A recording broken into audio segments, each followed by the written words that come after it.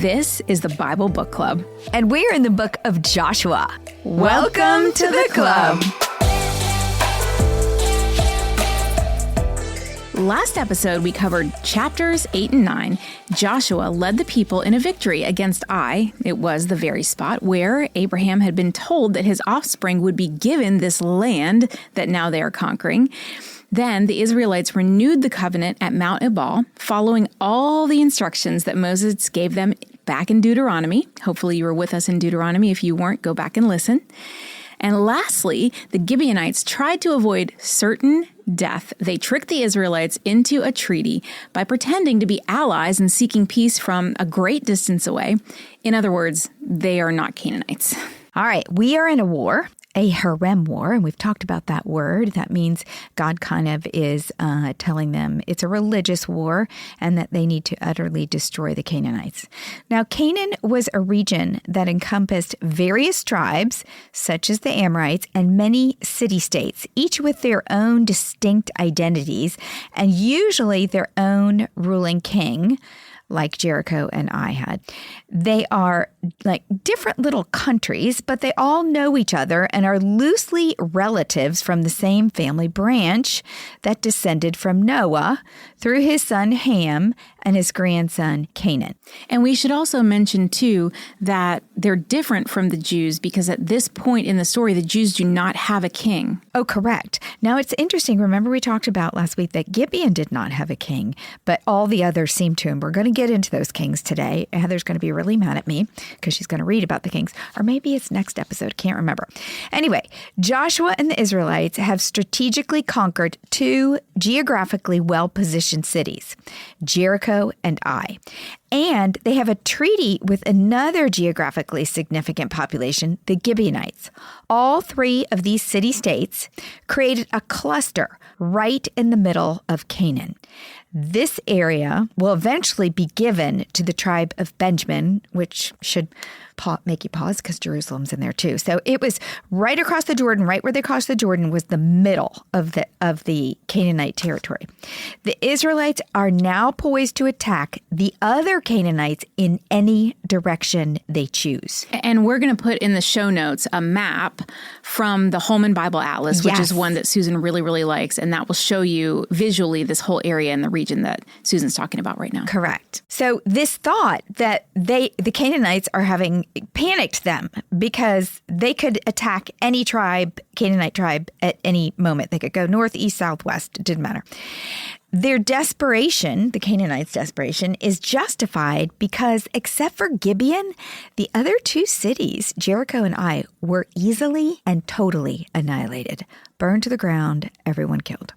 So to protect themselves, the Canaanite tribes, who are loosely associated, like I said before, scramble to form alliances, resulting in a coalition of 5 southern Canaanite kings led by the king of Jerusalem and a massive coalition in the north led by the king of Hazor. So first, we're going to read about the southern alliance of kings against Israel in chapter 10. Now, Adonai-Zedek, king of Jerusalem, heard that Joshua had taken Ai and totally destroyed it, doing to Ai and its king as he had done to Jericho and its king, and that the people of Gibeon had made a treaty of peace with Israel and had become their allies. He and his people were very much alarmed at this because Gibeon was an important city. Like one of the royal cities, it was larger than Ai, and all its men were good fighters. So Adonai-Zedek, king of Jerusalem, appealed to Hom, king of Hebron, Piram, king of Zermuth, Japiah, king of Lasinth, and Debir, king of Eglon. "Come up and help me attack Gibeon," he said, because it has made peace with Joshua and the Israelites. This is the very first mention of Jerusalem in the Bible, which I thought was kind of cool. Now, King Adoni-Zedek of Jerusalem has much to be worried about. Jerusalem was just south of Gibeon, and Gibeon was a prominent city now in alliance with Israel. And this is interesting, this description of Gibeon, because when they showed up on Joshua's door, they looked like poor little rugrats begging for attention, pretending that they were from really far away. But it is said that Gibeon is an important city, like a royal city and larger than Ai, and that its men were good fighters. In light of this information, it's super interesting that Gibeon chose to trick Israel by dressing their warriors as poor, weary travelers rather than join an alliance with their Canaanite neighbors. Perhaps, like Rahab, the Gibeonites were more discerning than the other Canaanites and realized that Canaan did not stand a chance against the God of Israel. Or perhaps because they didn't have a king, there wasn't anybody who was worried about being usurped and defending his own kingdom. They were more just about a community wanting to stay alive. In any case, they made the right choice. This is a great lesson for us. Sometimes the right choice is counterculture, but being on the right side means life. Being on the wrong side can mean death. So the 4 other southern kings were south and west of Jerusalem. And like a row of dominoes, if you look on the map, if one falls, they're all at risk because they all live right next to each other. So that was a smart strategy on their part. On Hey, Gibeon's, let's tackle this together, and then maybe the Israelites won't be able to. We can stop them before they get started. The problem is they now have access to Gibeon, which is south of, where they came in at Jericho and Ai. So they're gaining territory. And so this is what they decided to do. The other problem, though, is that they can't stand against the God of the Israelites. Exactly. So what they decide to do, which is kind of smart, is the southern kings decide to attack Gibeon first. In other words, okay, Gibeon may have given themselves up, but if we capture them back, at least our kind of territory's safe. We've gained a little ground. Verse 5, Then the 5 kings of the Amorites, the kings of Jerusalem, Hebron, Jarmuth, Lachish, and Eglon joined forces. They moved up with all their troops and took up positions against Gibeon and attacked it. The Gibeonites then sent word to Joshua in the camp at Gilgal, Do not abandon your servants. Come up to us quickly and save us. Help us, because all the Amorite kings from the hill country have joined forces against us. The Gibeonites have to be frustrated at this point and very panicked themselves. They took a risk trying to get on the team they thought would win, Team Israel. But now 5 other teams are ganging up against them. They have no idea if Team Israel will support them. Gibeon is on shaky ground with Israel because they tricked him. Too shaky to test their relationship so early in this game. Joshua, on the other hand, has a big dilemma. Should he risk his men's lives, Israelite lives, to save the Gibeonites? They were, after all, Canaanites. Why should he risk his men dying to protect the enemy, Canaanites? And there had been some Israelite grumbling about this treaty when it happened. The men themselves were upset about it. The Israelites had been tricked into the treaty, and while God allowed it, it was certainly not God's original plan to allow Canaanites to live in the very middle of the Promised Land, which is where Gibeon was. Joshua had to consider that if they didn't protect the Gibeonites, the Gibeonites would fall. And that was possibly a good outcome for Israel. It would put an end to the tricky treaty, if they all died. Joshua is a great leader for many reasons. One of the most important reasons is because Joshua is teachable. He is in this treaty with Gibeon because he made a mistake and failed to consult God before he entered into it. As a consequence, he must accept the burden of these Gibeonite people. He cannot break the treaty. But this time, even in making this decision to save this people, he will not make any decisions until God directs him. He learned his lesson. He did. He's teachable. I love it. Verse 7, So Joshua marched up from Gilgal with his entire army, including all the best fighting men. The Lord said to Joshua, Do not be afraid of them. I have given them into your hand. Not one of them will be able to withstand you. God is clear. Proceed without fear. He uses those familiar words, do not be afraid. I have, past tense, given them into your hand. In other words, you're going to win this battle and I'm going with you. These words must have been a comforting reassurance to Joshua, who would have had more guilt heaped upon himself if they had lost men won and lost this battle. Now, there's a reoccurring lesson here. Although Joshua had stepped out of God's will in the alliance with Gibeon, God would work it for good and give Israel victory despite his failing. The same was true for the rebellious Israelites who failed in fear to take the promised land 40 years ago. God worked it all for good of those who love him and is now accomplishing the plan through the second generation. The Apostle Paul in Romans 8 encourages us in a speech about present suffering for future glory. It starts in verse 18 with the words, I consider that our present sufferings are not worth comparing with the glory that will be revealed in us. And he proceeds to assure us that despite our failings and suffering, we can have confidence in the promise of future glory because he says in verse 28, And we know that in all things God works for the good of those who love him, who have been called according to his purpose. So if you have failed or in a position now where you're reaping the consequences of failing, think of Joshua, think of the Israelites. God can still turn it all into something amazing. Just get back on the path. Exactly. All right, next, Joshua defends the Gibeonites by attacking the southern alliance of kings. Verse 9, After an all-night march from Gilgal, Joshua took them by surprise. The Lord threw them into confusion before Israel, so Joshua and the Israelites defeated them completely at Gibeon. Israel pursued them along the road going up to Beth Horon and cut down all the way to Azekah and Makkedah. As they fled before Israel on the road down from Beth Horon to Azekah, the Lord hurled large hailstones down on them, and more of them died from the hail than were killed by the swords of the Israelites. God was clear that Joshua was to proceed with the attack, and God is clear about who provided the victory. It was God. God first threw the Canaanites into confusion. Then God killed the majority of the opposition with hail.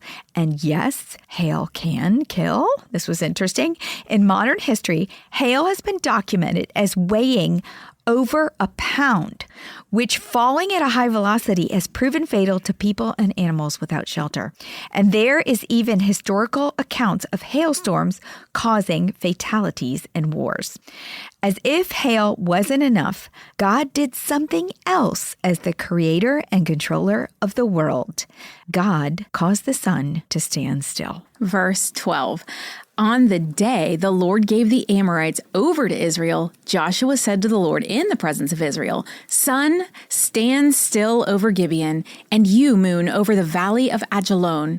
So the sun stood still, and the moon stopped, till the nation avenged itself on its enemies, as it is written in the book of Jasher.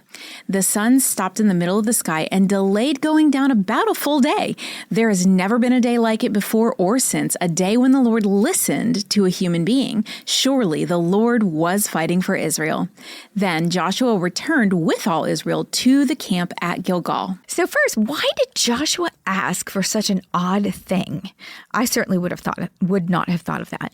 The most obvious reason is so that they could pursue their enemies in daylight to make sure they fulfilled the herem command to destroy them all.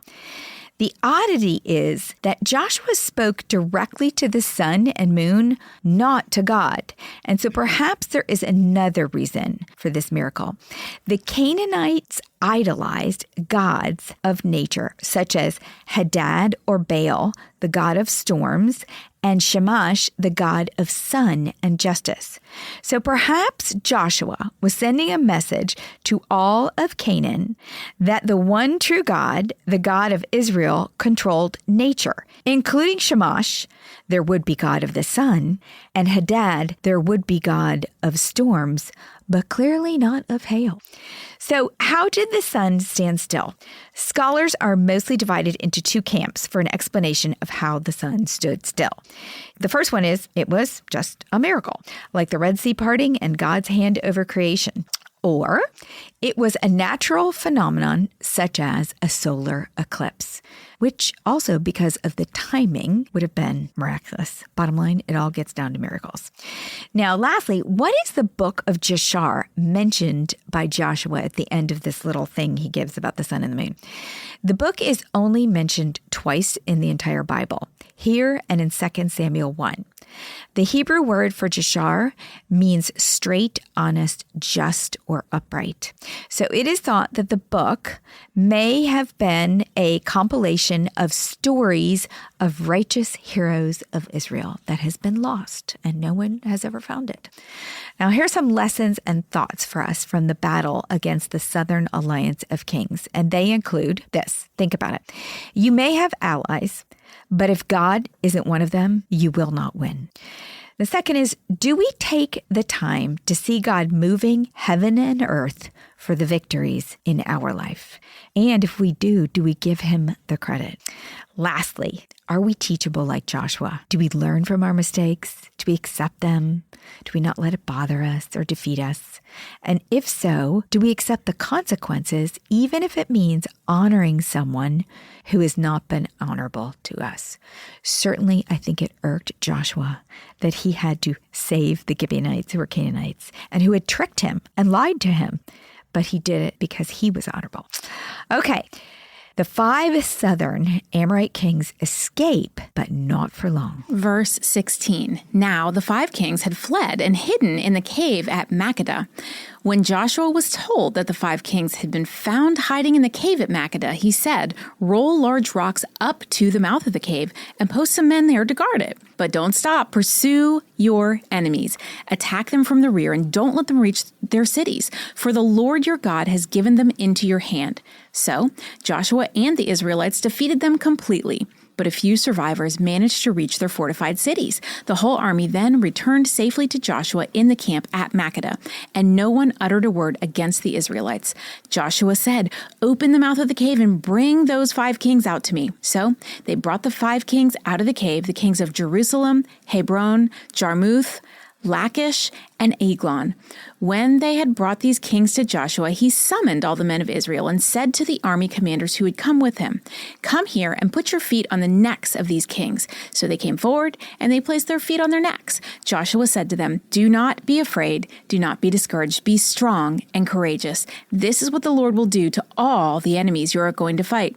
Then Joshua put the kings to death and exposed their bodies on 5 poles, and they were left hanging on the poles until evening. At sunset, Joshua gave the order, and they took them down from the poles and threw them into the cave where they had been hiding.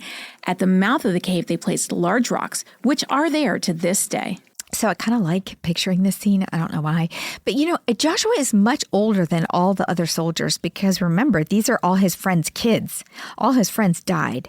So I picture these young men, and they pull these 5 kings out. And I don't know why in my head they look like Vikings, but I just, the Canaanites are supposed to be really big, and they made them all afraid before. So I picture these kind of scrawnier boys, they're kind of men, but they're not. And Joshua says, pull them out, put your feet on their necks. And they're kind of looking like their necks are bigger than my waist, is this going to work? And I love that Joshua says to them, do not be afraid. Do not be discouraged. Be strong and courageous, because just like God encourages Joshua, Joshua encourages them. Joshua wants them to learn this lesson that God is always going to be with you. And no matter how big the enemy is, you can defeat them, because this was Joshua and Caleb's story. They were the only ones that believed they could defeat the Canaanites. And so he wants this second generation to learn, overcome the fears their fathers had. So I think it's kind of a cool scene. All right. After that, Joshua moves on, and there are more southern cities that are defeated. He is on a roll. He proceeds south, defeating all in his path, just as the Lord commanded. Verse 28, that day Joshua took Makkedah. He put the city and its king to the sword and totally destroyed everyone in it. He left no survivors. And he did to the king of Makkedah as he had done to the king of Jericho. Then Joshua and all Israel with him moved on from Makkedah to Libnah and attacked it. The Lord also gave that city and its king into Israel's hand. The city and everyone in it Joshua put to the sword. He left no survivors there. And he did to its king as he had done to the king of Jericho. Then Joshua and all Israel with him moved on from Libnah to Lachish. He took up positions against it and attacked it. The Lord gave Lachish into Israel's hands, and Joshua took it on the second day. The city and everyone in it he put to the sword, just as he had done to Labanah.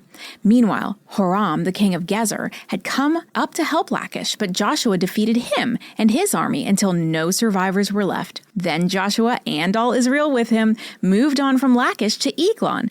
They took up positions against it and attacked it. They captured it that same day and put it to the sword and totally destroyed everyone in it, just as they had done to Lachish.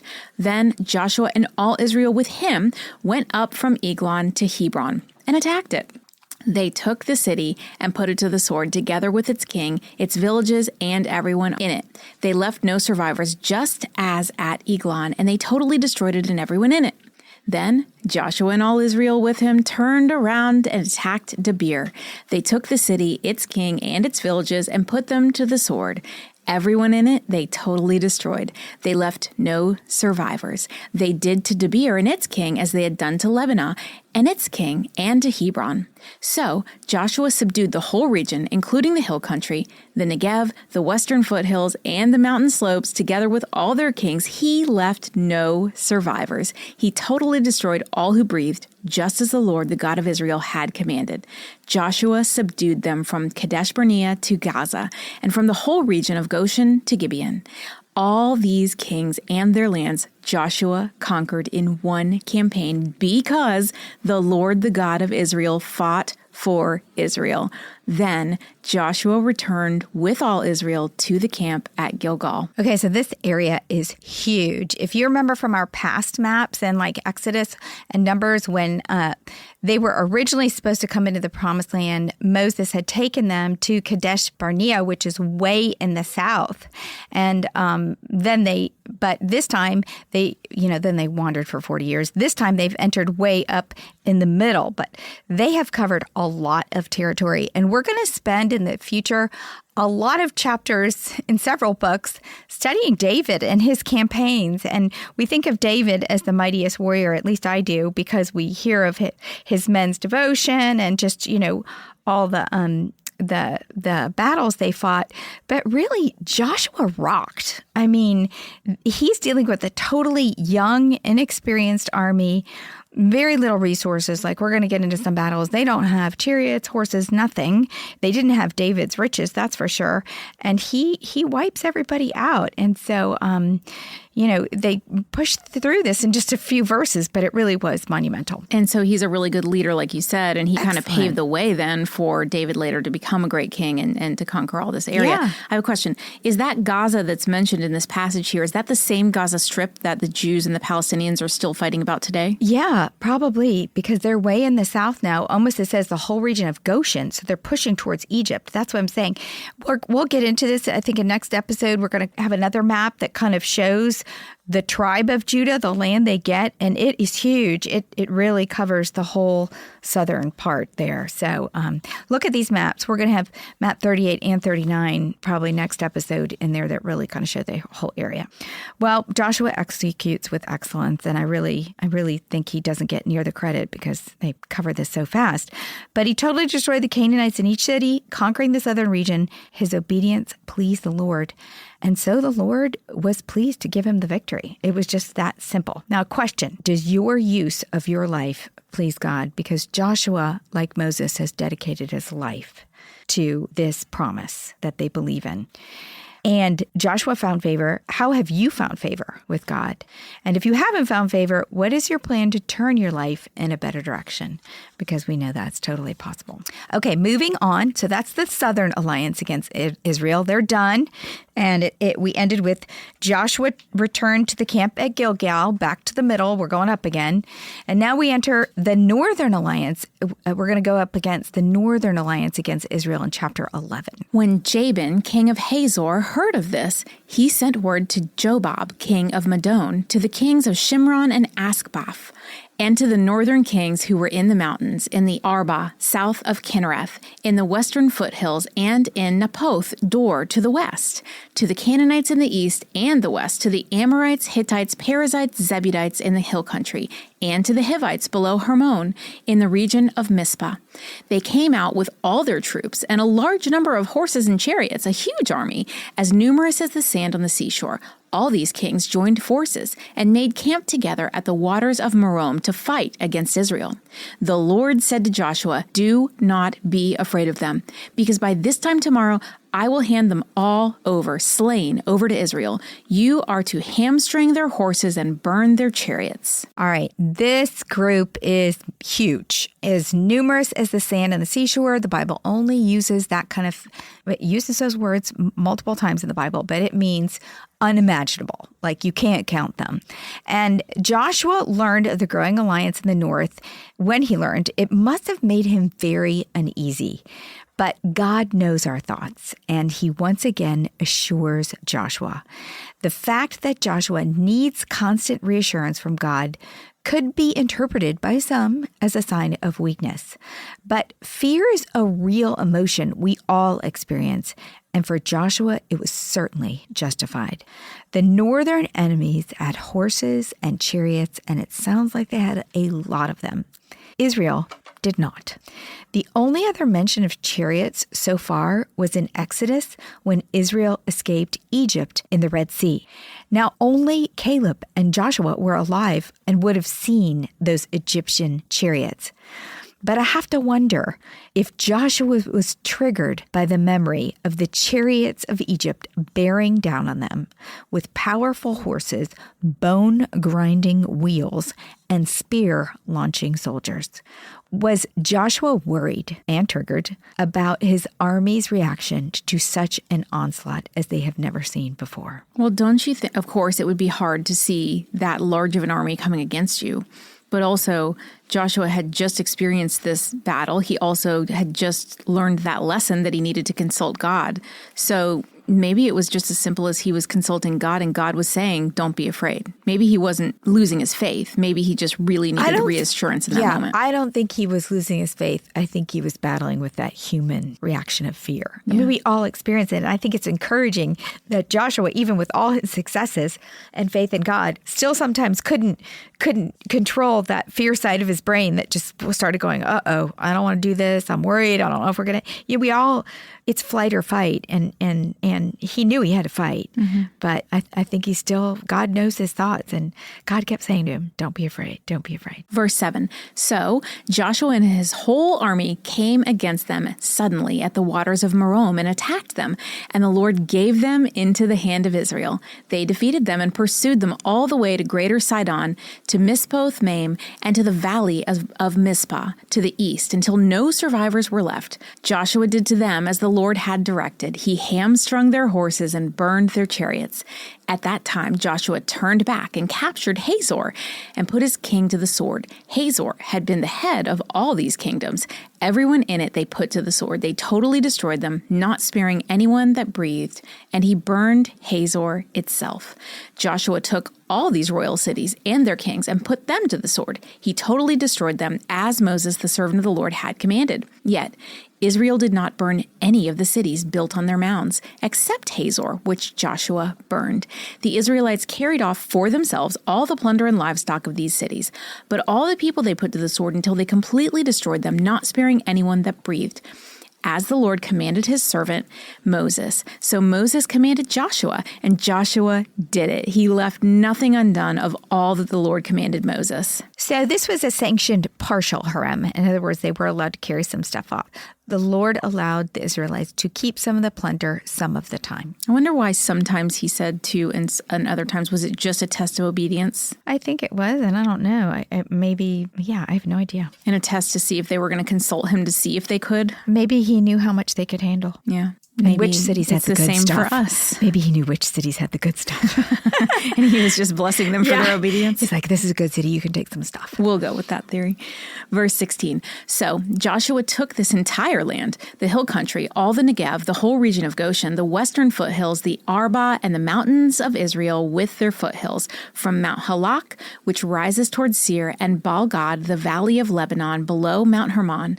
He captured all their kings and put them to death.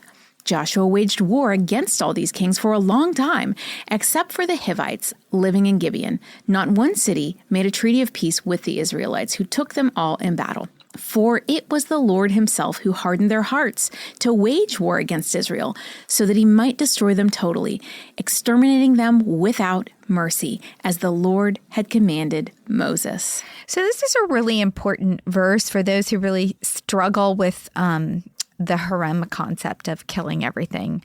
It said, for it was the Lord himself who hardened their hearts to wage war against Israel. Well, why would God harden a heart? That sounds... that's hard to understand, but understanding the hardened heart is a lesson we covered way back in Exodus 7 through 11 with Pharaoh. Remember, in that case, there were all those plagues, and in 6 of the plagues, Exodus records that Pharaoh's hard heart was his own doing. It describes it as it became hard, it was hard, or Pharaoh hardened his own heart. Now, in 4 of the last plagues, Exodus records that the Lord hardened Pharaoh's heart. But the point is this: God knows the heart and its intent, and he knows the end of every story before it begins. And still, he gives opportunities for humility and repentance before he intercedes and hardens a person's heart. Like, he gave Pharaoh a lot of chances, but Pharaoh chose to harden his own heart. In this case, in the current case of Canaan's heart, we read in Genesis 15:16, it said, in the 4th generation, your descendants will come back here, for the sin of the Amorites has not reached its full measure. That was God talking to Abraham. Like Pharaoh, the people of Canaan hardened their hearts to God for hundreds of years. Not once, but for hundreds of years. Every generation hardened their heart. And at some point, they lost their opportunity to turn to God, and so God hardened their hearts. They no longer had a choice. I think the other lesson there is that if God made you a promise, and he did make this promise to the Israelites that they would have this land, then it's up to God to make it happen, even if it seems impossible, even if there's an army coming against you that are more than the sands on the seashore. And it's not up to us to do the hardening of the heart. It's just up for us to be obedient to God, and God will clear the way by hardening the hearts of the people that might stand in your way. But you need to remember, just do your part and God will do his. Yeah, and in the case of Rahab, she was surrounded by people with hard hearts, but she didn't harden her heart. And God saw that, even though she was one person in the middle of, that whole Canaanite area, her heart wasn't hardened. It was open, and God saved her. Yeah, because think about how easy that is. If you hang around with a bunch of negative people, it's easy to fall into that negativity sometimes, and it takes a really strong person to remain positive. That's why, you need to surround yourself with positive, like-minded people. But if you're in the middle of that, keep your faith and focus on God and keep your heart pure. Mm-hmm. It's hard. Well, Pharaoh and the Canaanites had hardened their hearts, and they were enemies of God, and therefore of God's people, the Israelites.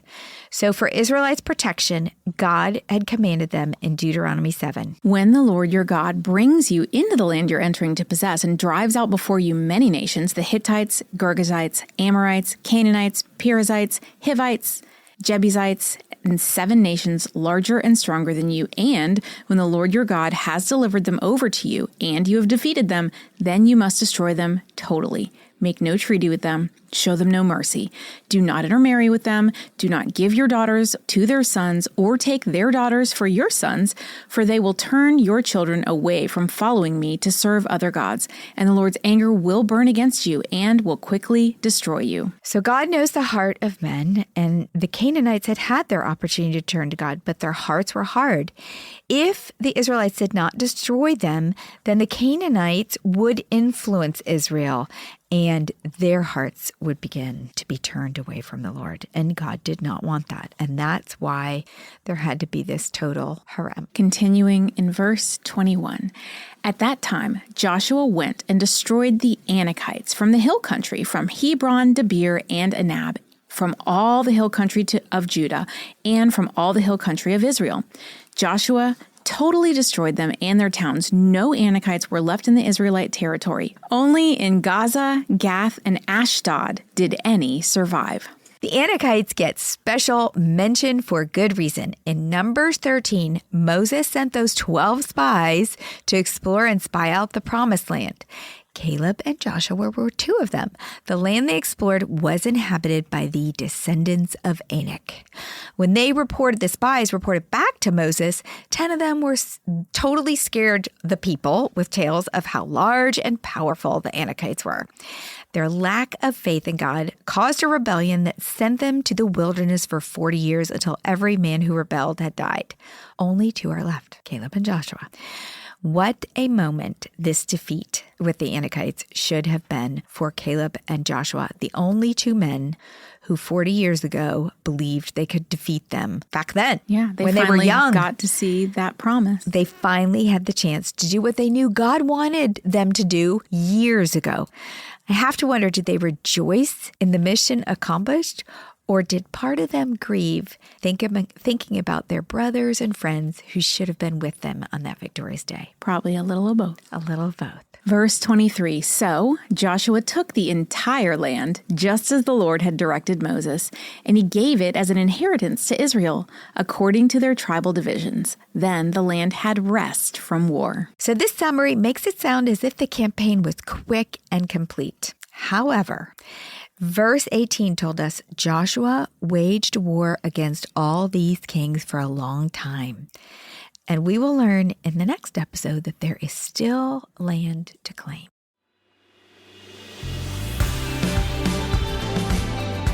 What's a club without friends? If you're enjoying the Bible Book Club, why don't you share it? And then you can say, Welcome to the club. New episodes drop every Monday, and get all episodes now on Amazon Music. As always, head over to susanme.com/Bible Book Club for show notes from today's episode. Bible Book Club is hosted by Susan Merrill and Heather Rubio, edited by Buck Buchanan, produced by Hayley Mawat.